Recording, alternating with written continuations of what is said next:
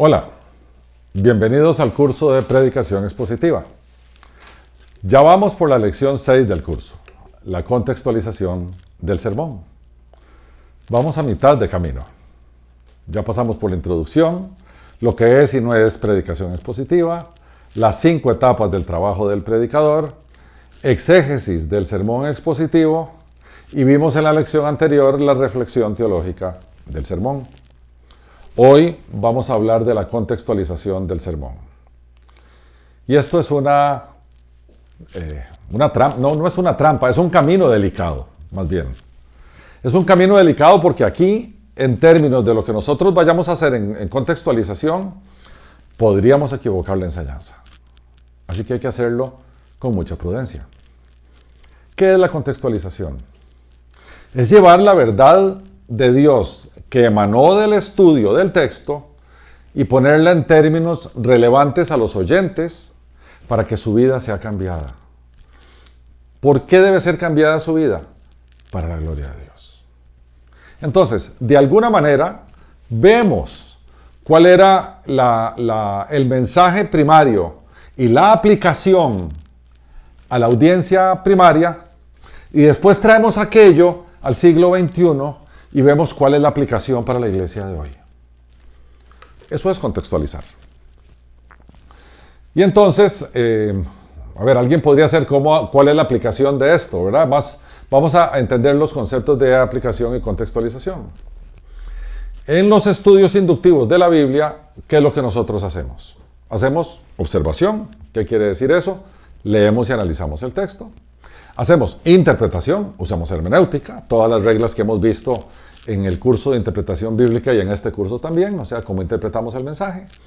Y ahora estamos en el término de aplicación, cómo se aplica a la vida. Entonces, en contextualización buscamos la aplicación de la mejor manera para el cambio de vida. O sea, uno podría decir, entonces contextualización es aplicación. Pues no, es un instrumento para la aplicación. ¿Cómo aplicamos hoy la realidad o la enseñanza del texto predicado? Y entonces tenemos que contextualizar. Ese es como el medio para llegar a la aplicación. Entonces, en nuestro texto puede ser que haya varias aplicaciones, inclusive hay algunos maestros que recomiendan que conforme van avanzando en el texto, vayan haciendo aplicaciones de los versículos o los mensajes secundarios del texto y vamos haciendo aplicaciones secundarias y hay una aplicación principal. Esa es una corriente que no estoy diciendo ni que sea mala ni equivocada, es totalmente procedente. Pero lo que andamos buscando aquí es cuál es la aplicación del mensaje principal. ¿Cuál es la fundamental? ¿Cuál es el corazón de la aplicación del texto que estamos predicando? Entonces, a ver si vamos analizando un poquito lo que hemos aprendido hasta hoy.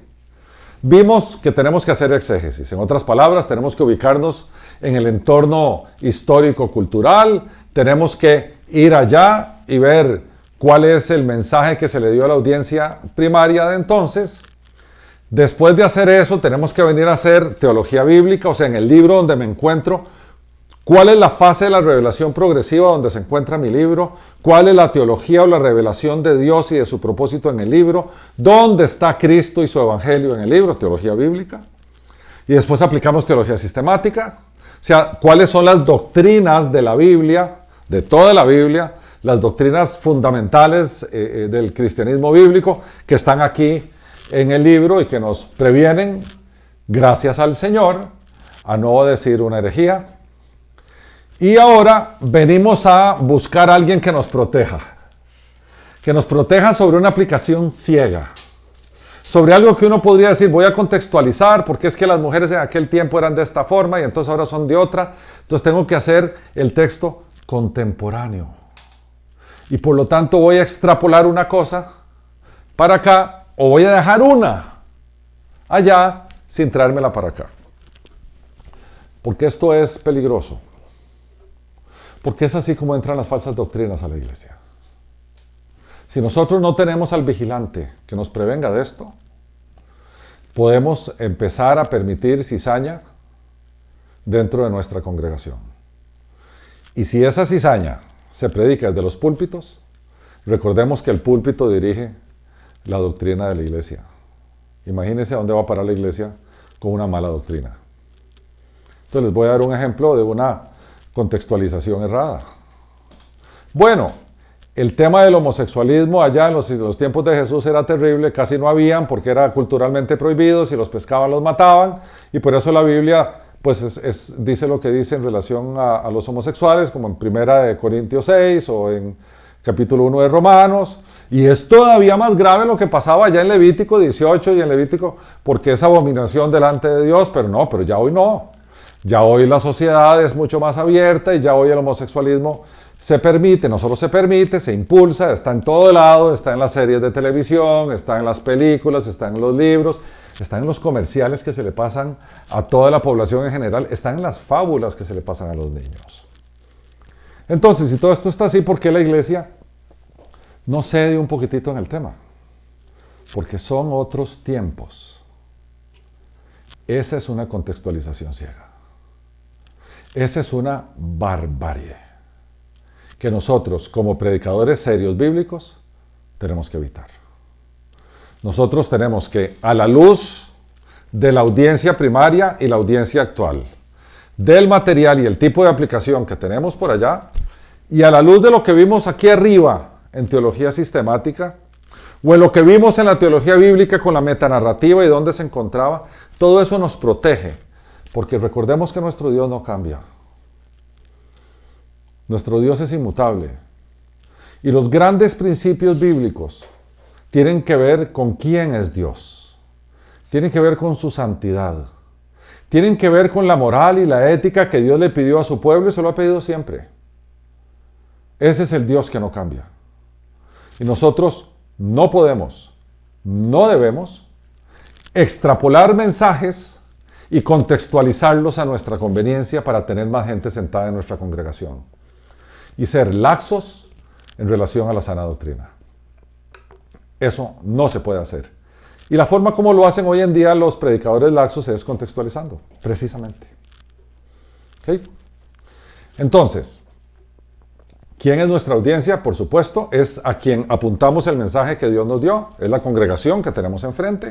Ese es nuestro destino, ese es nuestro propósito, predicarle a la iglesia de Cristo. Y por lo tanto, debemos reconocer que solamente, y subrayo solamente, Dios con su Espíritu y su palabra es quien crea y sustenta la iglesia. Porque la iglesia es de Cristo. Él la hizo, Él la formó, Él la redimió en la cruz y Él la administra hasta que venga en su segunda venida, donde va a ser el rey sobre todas las cosas y después va a reinar en la nueva tierra y en el nuevo cielo. Esto no es nuestro.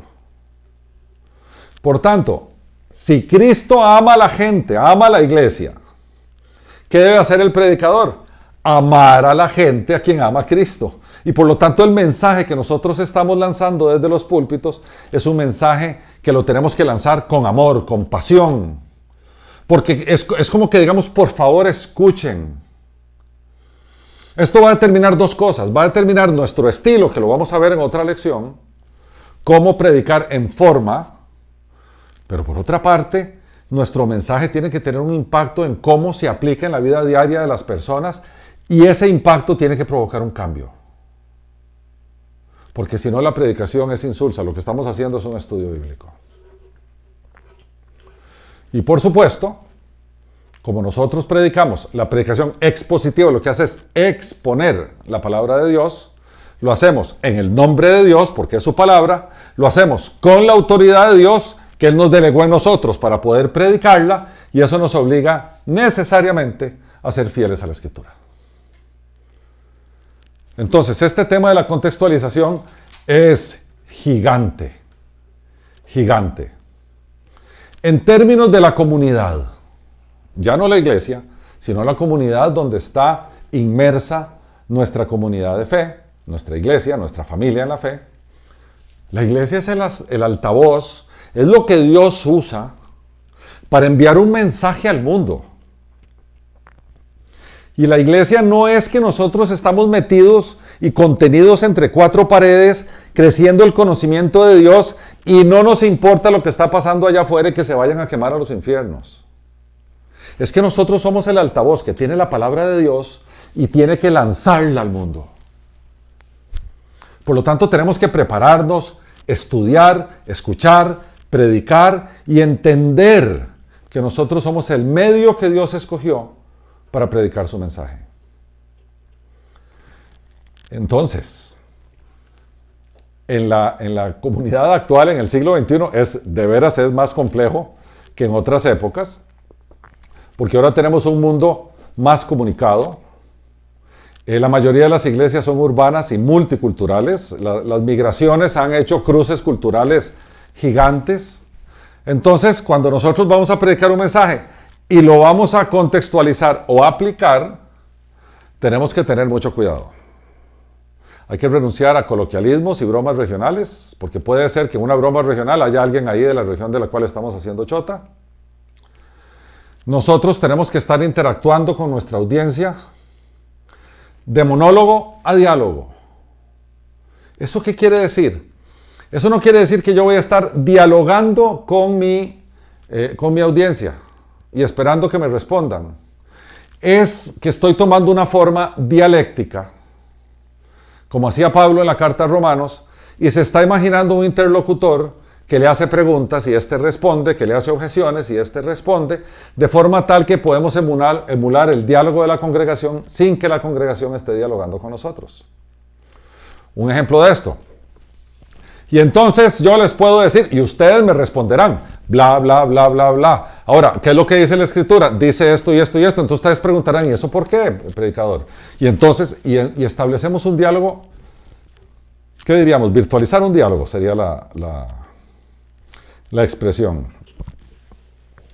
Lo otro que tenemos que evitar es ser violentos.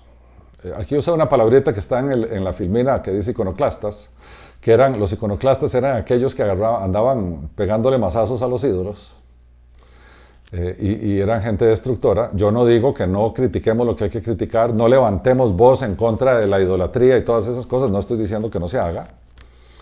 Pero nosotros en nuestra comunidad tenemos que ser constructores de puentes. Tenemos que ser medios de comunicación y de contacto interculturales. Recordemos que el apóstol Pablo, fariseo de fariseos, requete judío, sin embargo, ciudadano romano, llegó a Atenas, eso está en el libro de los Hechos de los Apóstoles, capítulo 17. Primero se enfermó de la idolatría que había en Atenas, y en el texto nos dice cómo él abarcó o tendió puentes de su teología y de su doctrina hacia la audiencia que estaba ahí en Atenas. Y vamos a leer del libro de los Hechos de los Apóstoles, en el capítulo 17, que nos dice: mientras Pablo los esperaba en Atenas, su espíritu se enardecía viendo la ciudad entregada a la idolatría. Versículos más adelante, 6 versículos más adelante, dice el texto: entonces Pablo, puesto en pie en medio del areópago, dijo: varones atenienses, en todo observo que sois muy religiosos, porque pasando y mirando vuestros santuarios, hallé también un altar en el cual estaba esta inscripción: al Dios no conocido, al que vosotros adoráis, pues, sin conocerle, es a quien yo os anuncio. ¿Qué podemos derivar de esto que acabamos de aprender? ¿Pablo era iconoclasta? No, él no fue con un mazo a pegarle a todos los ídolos que se encontró en Atenas. Pablo lo que hizo fue encontrar un puente para poder predicar. Se encontró un altar vacío, una inscripción que decía al Dios no conocido, y dijo: este es mi tema de transición. Y los trajo del punto de idolatría al Dios maravilloso y único creador de todas las cosas, a quien predicaba Pablo. A eso es a lo que nos estamos refiriendo con tender puentes. ¿Y qué es lo que debería esperar nuestra audiencia o nuestra iglesia a la cual estamos predicando? Sin duda alguna, primero, claridad. Tenemos que ser claros en nuestros mensajes. No tenemos que mostrarnos como eruditos, sino que tenemos que ser sencillos y simples en nuestro predicar. no usando palabras enredadas que nadie entiende. Y si las vamos a usar hay que dar el significado para que se entiendan. Pero recordemos que la prédica no trata de, vean todos ustedes lo que yo sé. La prédica trata de, escuchen todos ustedes lo que Dios quiere decirles que está en la Escritura. Pero también a la audiencia no le gusta que uno se ande por las ramas. Hay que hablar directo lo que Dios dice, como Dios lo dice. Y por lo tanto, ante esta expectativa de la audiencia, nosotros debemos responder a esta expectativa, número 1, hablando claramente del mensaje del texto, por supuesto del mensaje principal. El ejemplo que ponemos aquí es el perdón. Mencionar el objetivo del texto, o sea, cómo vamos a llegar ahí. Usualmente en mis prédicas yo hablo de eso, yo pongo al puro principio de la prédica cuál es el mensaje principal del texto después de leerlo, por lo tanto ya la gente sabe hacia dónde vamos, cuál es el objetivo que estamos persiguiendo en la predicación. Y sin duda alguna todos esperan un vocabulario que todos puedan entender, desde el más educado hasta el que tiene más sencillez académica. ¿Cuál material utilizamos nosotros?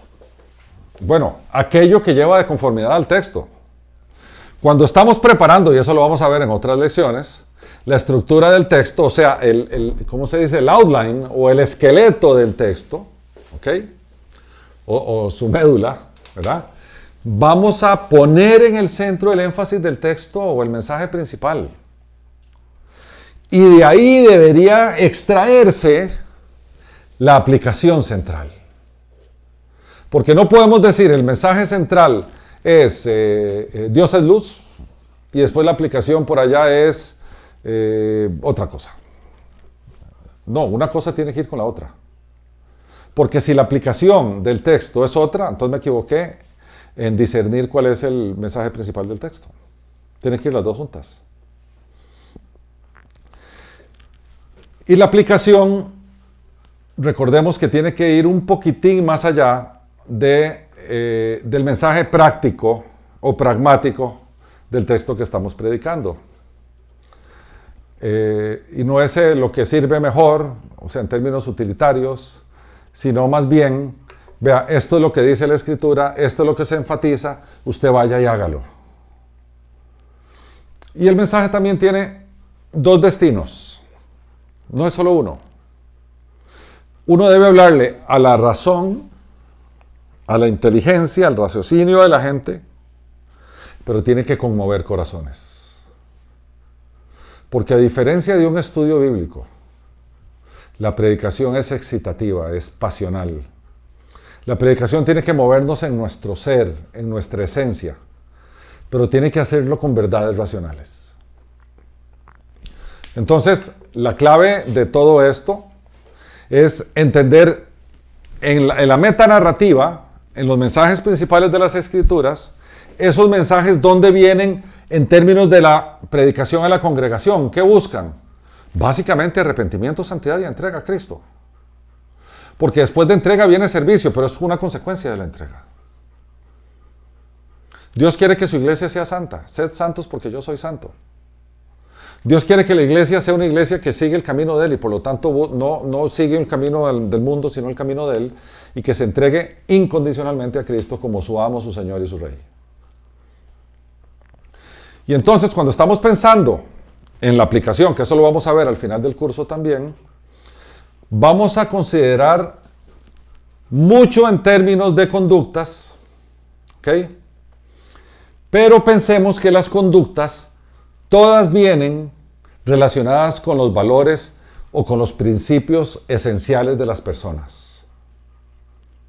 Entonces, si esos valores o esos principios están mal, nuestros oyentes, nuestra audiencia, aunque oiga un mensaje bonito, con una aplicación maravillosa, no va a cambiar su conducta. Y toda la predicación desde el púlpito busca eso. Cambio de conducta. Mejora y mejora y mejora. Pero eso solo ocurre cuando entendemos cuál es la cadena de nuestra conducta. ¿Cuál es la cadena de nuestra conducta? Primero, los valores. Los valores que tenemos nosotros son valores dados en nuestra entrega a Cristo por el Espíritu Santo. Y por lo tanto son los valores de Cristo. ¿Cuáles eran nuestros valores antes de nuestra conversión? Los valores mundanos que nos enseñaron y con los que aprendimos toda la vida y con los que crecimos. Se vale ganar no importa cómo, por ejemplo. Pero los valores de Cristo son otros diferentes. Pero para que nosotros tengamos un cambio de valores, tiene que haber un cambio de ser. Por eso la Biblia nos dice que antes estábamos muertos en nuestros delitos y pecados, tenemos los valores de un delincuente, pero después vino Cristo, vino el Espíritu Santo, nos hizo nacer de nuevo, nos regeneró y nos trajo los valores de Cristo a nuestra vida. Y entonces con los nuevos valores, entonces tenemos nuevas conductas. Con los valores viejos, tenemos la vieja conducta. Por eso el creyente cambia en su forma de conducirse. No es porque dicen, tal conducta está mala, vaya para la otra. Es que tiene un nuevo set de valores que lo lleva a conducirse diferente. Si la conducta es una consecuencia de los valores, o los valores son su causa.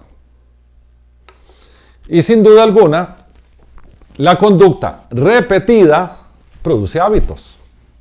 Entonces, este ciclo puede ser un ciclo vicioso antes de nuestra entrega a Cristo, antes de nuestro nuevo nacimiento. Porque tenía unos valores equivocados y por lo tanto me conducía erradamente y como lo hacía constantemente, tenía malos hábitos. Pero venimos a Cristo, cuando venimos a Cristo, nacemos de nuevo, somos nueva criatura en Cristo, tenemos un nuevo set de valores que nos llevan a modificaciones conductuales, las cuales de forma repetida producen hábitos conforme a las Escrituras. Ese es un poquito ese ciclo. Entonces, hay que entender ese ciclo a la hora de entender aplicaciones de los sermones. ¿Ok? Ahora bien, es importante entender, en términos de cuando vamos a hacer la aplicación del texto, entender algunos temas o algunas cosas que son fundamentales. Primero, ¿cuál fue la intención del autor? Cuando el autor entregó el texto, ¿cuál fue la intención? Digámoslo diferente. ¿Cuál era la aplicación para la audiencia primaria? Porque entendiéndola ya, podemos aplicarla aquí. En los cursos que damos de Apocalipsis, cuando estamos estudiando los capítulos 2 y 3, que son las cartas a las 7 iglesias, siempre nosotros decimos, bueno, este mensaje a esta iglesia, ¿cómo se aplicaba a la iglesia o a la audiencia original? Se aplicaba de esta manera. ¿Y cuál es la aplicación a la iglesia nuestra de hoy? Es igual. ¿Cuál es la intención del autor? Para la audiencia primaria. Después, ¿cómo aquellos responden a las verdades que les fueron predicadas? ¿Cómo respondieron al texto o al mensaje? ¿Ok? Y ahora bien, de este texto que estoy estudiando, ¿es la aplicación principal o es solo una posible? Por eso yo les siempre he dicho, y lo dijimos al principio del texto, nosotros tenemos que orar. No para que haya una revelación especial y que el Espíritu Santo nos diga, no, vea, este texto es interpretado así, pero yo te digo que lo digas de otra manera. No es de eso. Es para que nosotros tengamos claridad y que por nosotros podamos recurrir a los recursos que hemos hablado tanto para hacer exégesis y hermenéutica y todo eso, para poder entender las verdades y encontrar la aplicación principal del texto que estamos viendo. Lo otro es que hay que tener mucho cuidado. Es como un filtro. ¿Contradice lo que yo estoy diciendo como aplicación a otras verdades bíblicas? Eso es como un check. Si no las contradice, sigamos adelante. Y por supuesto, ¿mi aplicación tiene que ver con el Evangelio? ¿O es un legalismo que agrega cargas a los oyentes? ¿Es mi aplicación algo que agrega a la vida de ellos si cambian? Porque si no agrega valor, no tiene el menor sentido que le enseñemos. Esto no es un tema sencillo. El tema de aplicación y contextualización es un tema de muchísima prudencia. Como lo dije al inicio de la lección, muchos sermones se desvían por eso. Hay que tener mucho cuidado, hay que orar mucho, hay que estar responsablemente entendiendo la aplicación a la audiencia primaria y después a la audiencia nuestra, entendiendo aplicaciones primarias y secundarias, mensaje principal y secundario. Y con esto yo quiero decirles a los que están ahora pensando que cuando vamos por esta lección, Preparar un sermón yo creí que era más sencillo. Sin duda. Preparar un sermón no es fácil si lo queremos hacer conforme al corazón de Dios. Nuestra siguiente lección, vamos a arrollarnos las mangas y vamos a ver cómo se redacta el cuerpo del sermón. Mil gracias por su atención y que Dios los bendiga.